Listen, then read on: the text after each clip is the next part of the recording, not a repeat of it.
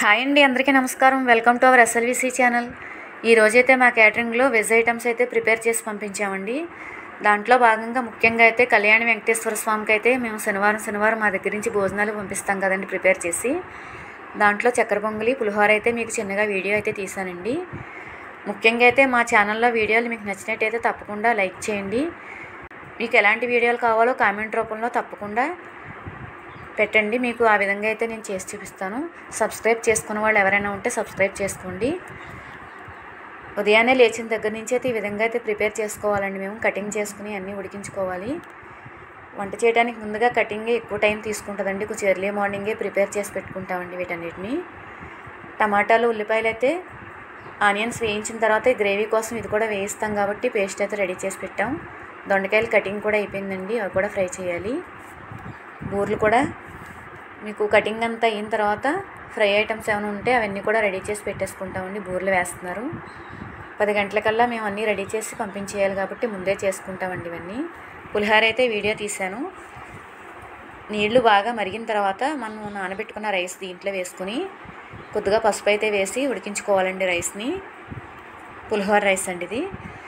కొంచెం మరీ మెత్తగా అవ్వకుండా లైట్ పదును ఉండగానే వార్చుకోవాలండి రైసు. అలా నీళ్లు గంజి వార్చిన తర్వాత ఒక వెడల్పాటి పళ్ళల్లో వేసుకుని చల్లార్చుకోవాలి.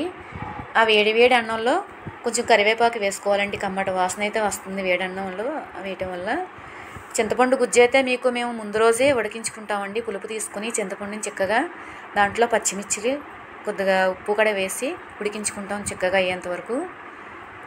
ఆ గుజ్జు తీసుకొచ్చి వేడి అన్నం మీద వేసి ఇలాగ మొత్తం కలుపుకోవాలండి పట్టేలాగా. తాలింపులన్నీ రెడీ చేసుకున్నామండి. ఆవాలు, ఆవ నూనె, ఇంగువన్నీ, పల్లీలు వేయించుకోవాలండి ముందుగా తాలింపులో. ఇది వచ్చేసి ఆవాలు, ఎండుమిర్చి కలిపిన పొడండి, కమ్మగా ఉంటుంది. కొంచెం ఆవ నూనె కూడా వేస్తామండి. సరిపడగా సాల్ట్ కూడా వేసుకున్నాం కొద్దిగా. పల్లీలు వేయించినవి కూడా తీసుకొచ్చి పైన చల్లేసుకుని తాలింపు అయితే రెడీ చేసుకుందామండి. ముందుగా ఆయిల్ హీట్ ఎక్కిన తర్వాత దాంట్లో శనగపప్పు, తొక్క మినపప్పు కూడా బాగా ఫ్రై చేసుకోవాలండి. ఇవి వేగుతున్నప్పుడు ఆవాలు, జీలకర్ర కూడా వేసి బాగా ఫ్రై అయిన తర్వాత కమ్మటి వాసన వస్తుంది అనిపించుకుని ఎండుమిర్చి, కరివేపాకు కూడా వేసేసుకోవాలి. ఇది కూడా బాగా ఫ్రై అయిన తర్వాత దాంట్లో ఇంగువ వేసుకుంటామండి. ఇంగువ కూడా బాగా ఫ్రై చేసుకున్న తర్వాత తాలింపు అయితే స్టవ్ ఆఫ్ చేసుకుని తాలింపు వేసేసుకుందాం. తాలింపు దినుసులు వేసిన తర్వాత మొత్తం అంతా బాగా కలుపుకోవాలండి. మేము ఆవపిండి, ఆవ నూనె, ఇంగువ, తాలింపు దినుసులు అన్నీ సరిపడగా వేస్తాం కాబట్టి పులిహోర అయితే చాలా రుచిగా ఉంటుందండి, కమ్మగా. చూసారు కదండి, మొత్తం మిక్స్ చేసి వాళ్ళకైతే రెడీ చేసి పెట్టేస్తాం. చక్కెర పొంగలికైతే ముందుగా మీకు బెల్లం పెట్టుకున్నామండి. సగం బెల్లం, సగం పంచదార అయితే వేస్తాం. బెల్లం బాగా కరిగిన తర్వాత దాంట్లో పంచదార వేసుకుని అది కూడా బాగా మరిగించుకుని లేతపాకం వచ్చిన తర్వాత ముందుగా పెసరపప్పు, అన్నాన్ని కలిపి ఉడికించుకుని అయితే ఉంచుకుంటామండి కొంచెం మెత్తగా. ఎందుకంటే పాకంలో వేసిన వెంటనే మీకు బిగిసిపోయి అన్నం గట్టిగా అయిపోతుంది కాబట్టి కొంచెం మెత్తగా ఉడికించుకోవాలి పెసరపప్పుని, అన్నాన్ని. కుక్కర్లో ఉడికించినా పర్వాలేదు, మామూలుగా ఉడికించుకున్నా పర్వాలేదు. ఆ విధంగా ఉడికించాము మేమైతే. ఆ లేత పాకంలో తీసుకొచ్చి ఆ రైస్ని, పెసరపప్పుని వేసేసండి. తిప్పుతూ ఉండగా కొద్దిగా నెయ్యి అయితే వేసుకున్నాం.